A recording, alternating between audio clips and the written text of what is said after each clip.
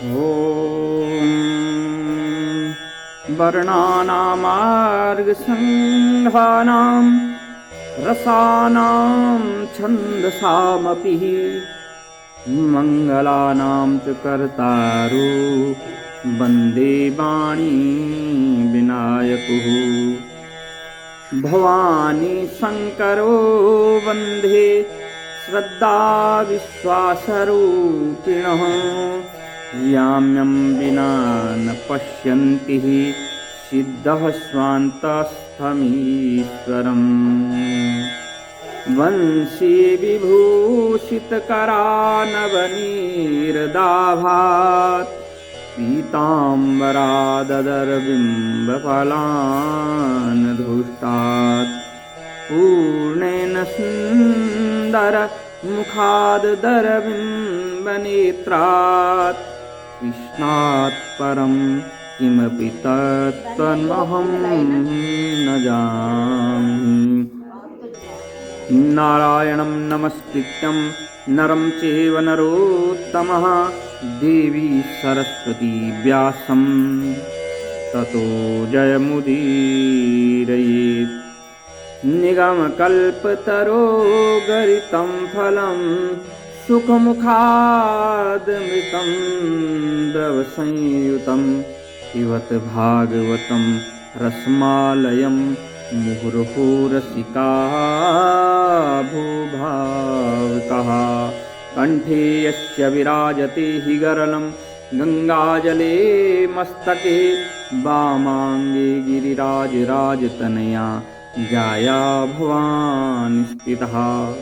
नन्दिस्कन्दगणनाथ रुद्रसंहिता श्रीतुङ्गनाथ प्रभु केदाराञ्चल संस्थितो हि सततं कुर्यात् सदा मङ्गलम् कुर्यात् सदा मङ्गलम्।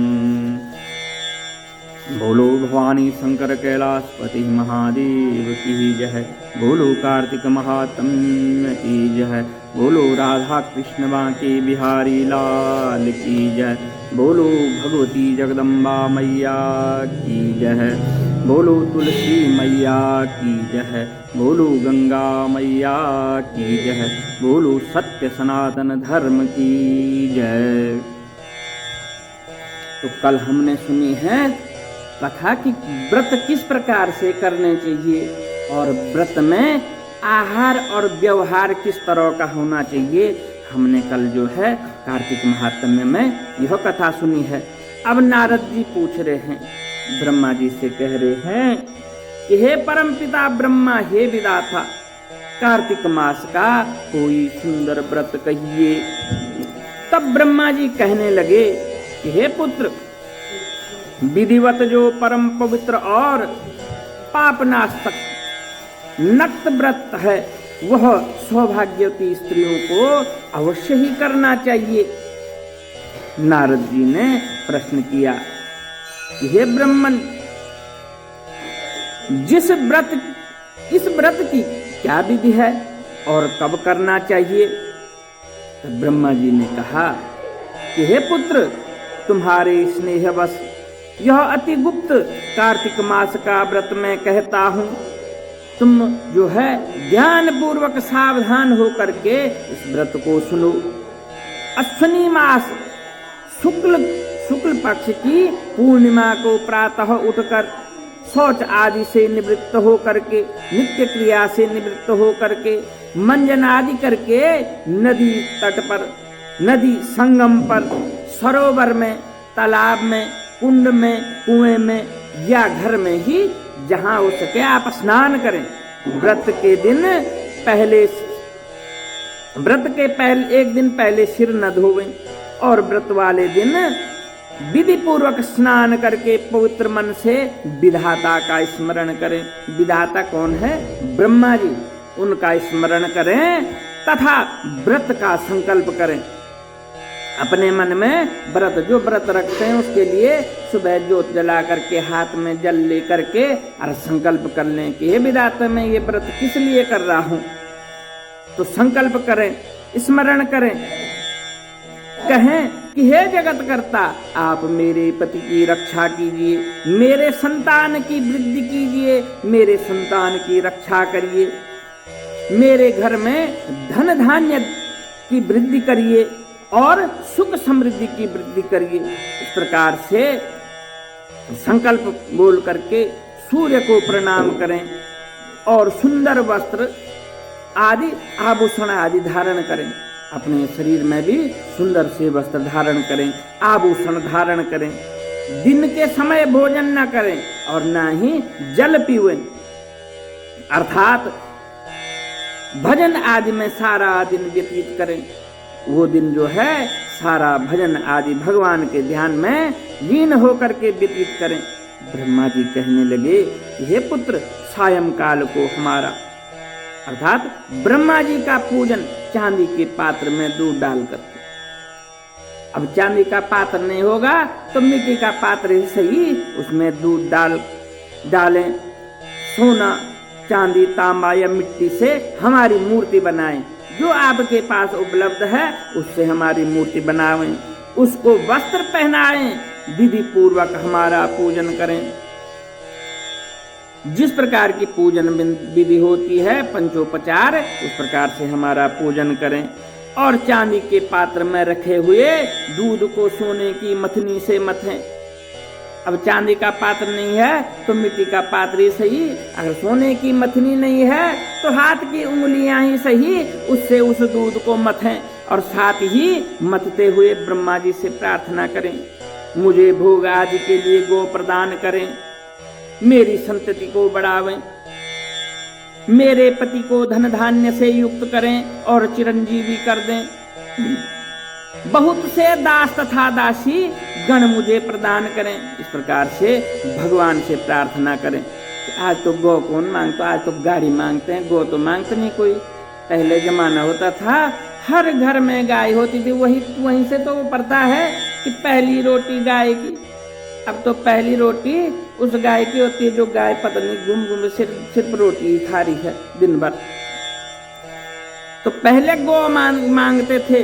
बड़ा सौभाग्य होता था जिसके घर में गाय होती थी। अगर कोई घर भी बनाता तो पहले गाय के चरण पड़ते थे उसमें। हमें तो याद है, हम जब छोटे छोटे थे हमारे घर में भी गाय होती थी। गाय की छोटी बछड़ियों के साथ जो है हम लेट जाया करते थे, सो जाया करते थे। तो पहले समय में गौ मांगते थे, आज तो गाड़ी मांगते हैं। इस प्रकार से धन धान्य मांगे, चिरंजीवी का आशीर्वाद मांगे, बहुत से दास दासी मांगे। इसके पश्चात ब्राह्मण को भोजन करावें और कुल के वृद्धाओं को स्वादिष्ट पकवान से तृप्त करें। और जो घर में बुजुर्ग हैं भले उनकी भी सेवा करें। बुजुर्ग और बच्चे जो हैं तुरंत रुष्ट हो जाते हैं और तुरंत प्रसन्न हो जाते हैं। वह जो है भगवान की गिनती में आ जाते हैं। बच्चों का किया हुआ बच्चों को पता नहीं होता है कि हम क्या कर रहे हैं। और वृद्ध जो है कुपित हो जाते हैं तो भगवान रुष्ट हो जाता है। वृद्ध प्रसन्न हो जाते हैं तो आशीर्वाद मिल जाता है। इसलिए बोले घर के जो वृद्ध होते हैं उनको भी स्वादिष्ट पकवान नु से तृप्त कर दें। स्वयं भी तारों को देख करके भोजन करें। अब कौन सा तारा देखना है? पहले समय में क्या देखते थे? सुबह उठते आखिर में कौन सा तारा दिखता है उसको भोर का तारा बोलते थे। भोर माने प्रातः काल का भोर का तारा, वो बुध ग्रह होता है जो दिखता है, जो प्रातः दिखता है उसको पुराने समय में उसी को देख के समय का अनुमान होता था कि प्रातः होने वाली है। और शाम को तारा देख के बोले व्रत खोल लें, पहले वाले तारे का दर्शन करें। तो कौन सा तारा होता था? वो शुक्र ग्रह होता है, उसको संध्या का तारा भी कहते हैं। उसका दर्शन करें फिर जा करके भोजन करें। उसका दर्शन करने का मतलब है कि दिन व्यतीत हो गया है, रात्रि आने वाली है। यह अश्विनी शुक्ला पूर्णमासी की ब्रह्मा जी का नक्त व्रत होता है। इस प्रकार से यह नक्त व्रत होता है। यह व्रत सब प्रकार के पापों को नाश करने वाला, समस्त कामनाओं को पूर्ण करने वाला तथा ज्ञानी पुरुषों को मुक्ति देने वाला। हमारे मन में बोले कभी कभी ऐसा भी आना चाहिए कि प्रभु हम इस दुनिया से उब गए हैं, वहां कब बुला रहे हो, है कोई जगह वहां। इस प्रकार से हमें ध्यान करना चाहिए। हम रोज यही ध्यान करते हैं, प्रभु आज कितना आया होगा, कितना गया होगा। ये आना अवश्य चाहिए। जो भक्ति करता है, जो भक्ति करता है, कभी कभार उसके हृदय में अवश्य आना चाहिए। भगवान जप तप तथा तीर्थ स्नान से इतने प्रसन्न नहीं होते जितने व्रत से प्रसन्न होते हैं। व्रत का मतलब सिर्फ निराहार माने बिना खाए ही व्रत नहीं होता। उस व्रत के बहुत से नियम हैं। सिर्फ दिन भर भगवान का ही भजन करो, ऐसा नहीं कि व्रत रख दिया अब 2 घंटे पसोड़ पट करके सो गए, फिर 2 घंटे यहाँ व्यतीत हो गए, अब 2 घंटे जो है गपों में व्यतीत हो गए, 2 घंटे बाजार में हो गए, 8 घंटे व्यतीत हो गए, धीरे धीरे व्रत पूरा हो गया। तो ऐसे नहीं होता। व्रत जो है निराहार रह करके भगवान का दिन भर भजन करके वो व्रत होता है। तब कह रहे हैं कि तीर्थ स्नान आदि से भी भगवान उतने प्रसन्न नहीं होते हैं जितने कि व्रत से प्रसन्न होते हैं। जो ब्रह्मा जी के आगे दिन भर दिन में कपूर जलाता है, उसको बड़े बड़े वृक्षों का गोदान का फल प्राप्त होता है तथा उसके कई कुल बैकुंठ को प्राप्त हो जाते हैं। जो केसर तथा कस्तूरी सहित कपूर अर्पण करता है, उसके कई वंश ब्रह्मलोक को प्राप्त हो जाते हैं। जो स्त्री इस दिन वस्त्र का दान करती है, वह कपड़े के सूत्र के तारों जितने धागे होते हैं उस कपड़े में उनकी संख्या के बराबर करोड़ों वर्षों तक बैकुंठ में वास करती है। जो गहने का दान करती है उसको ब्रह्मलोक की प्राप्ति होती है।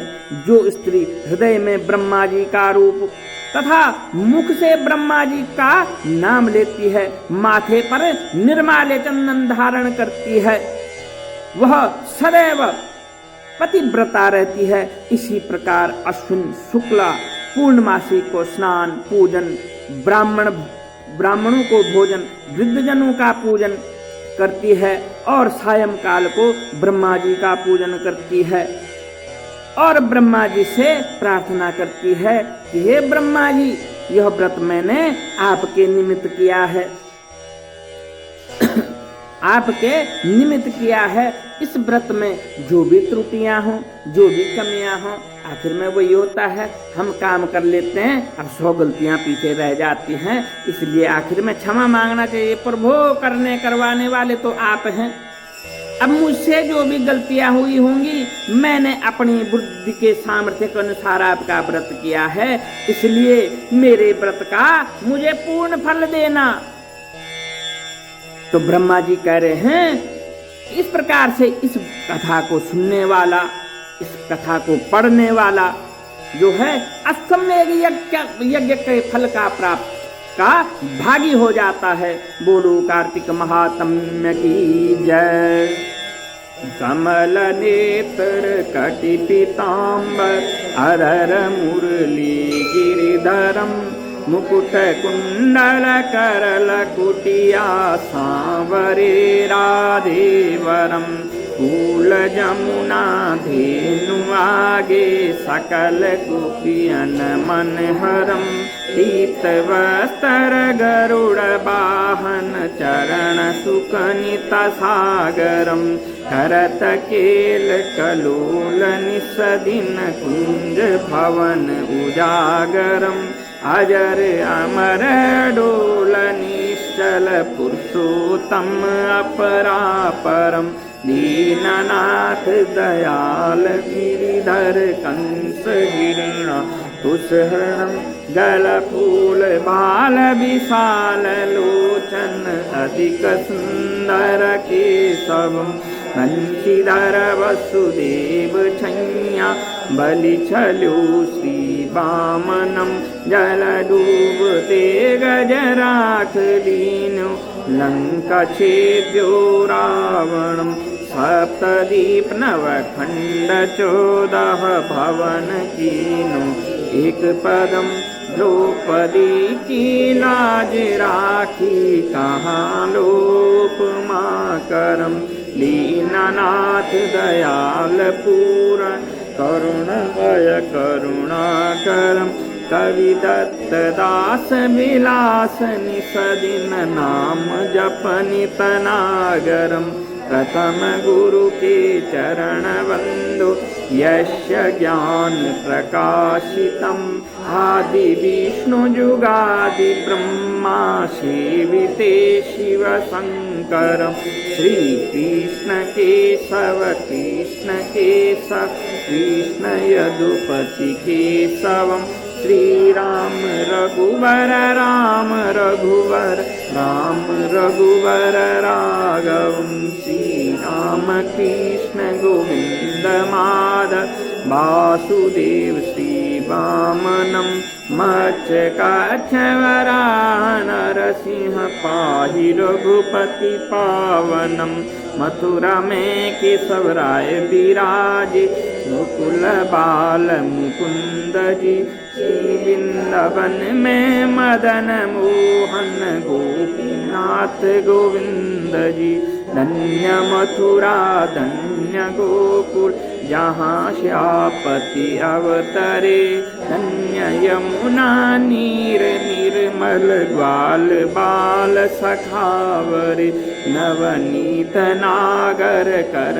निरंतर शिव विरंचि मन मोहितम कालंदी तट करत क्रीड़ा बाल अद्भुत सुंदरम बाल बाल सब सखा विराजे संग राधे भामनी वंशी वट तट निकट यमुना मुल्की टेर सुहावनी भज राघवेश रघुवंश उत्तम परम राजकुमार जी सीता के पति भक्तन के गति जगत प्राण आधार जी जनक राजा पनक राखी धनुष बाण चढ़ावहि सीता नाम जाके श्री रामचंद्र प्रणमामहि जन्म मथुरा खेल गोकुल नंद के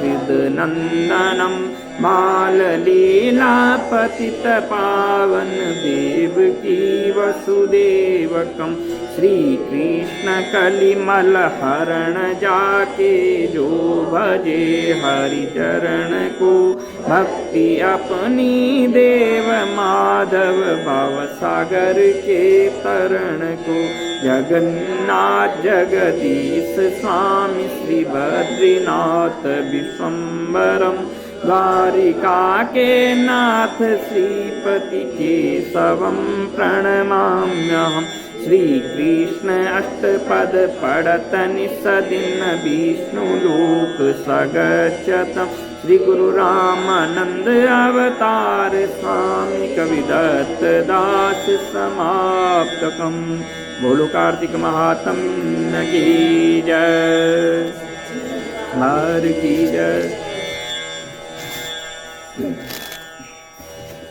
Ồ, tôi sao bán